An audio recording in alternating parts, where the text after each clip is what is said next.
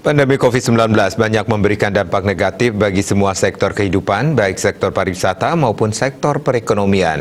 Hal tersebut tentunya mempengaruhi mental masyarakat. Dengan demikian, masa pandemi ini bisa menjadi saat yang tepat untuk merenung, introspeksi diri, dan membantu sesama.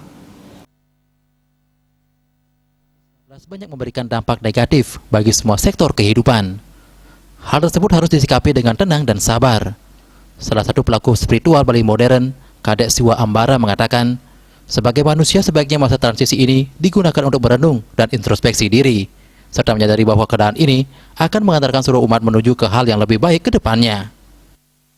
Di masa pandemi yang sangat darurat ini, itu setiap umat manusia di seluruh dunia betul-betul terpuruk.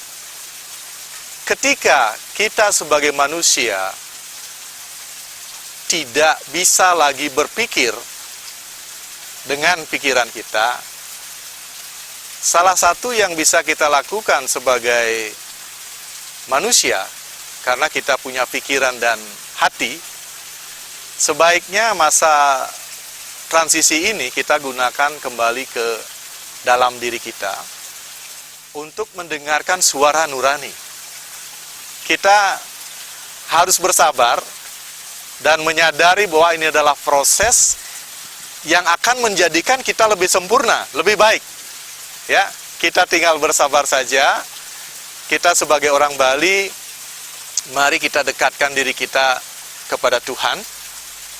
Ya, minimal kita bisa lebih tenang dan menyadari bahwa diri kita ini adalah percikan dari Beliau. Ya.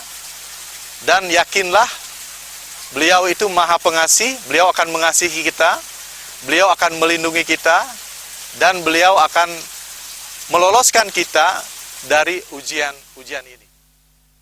Selain itu, pandemi juga memberikan ruang dan waktu bagi umat agar lebih mendekatkan diri pada Sang Pencipta, serta mampu saling membantu di tengah situasi terpuruk seperti saat ini. Sukma, Bali TV.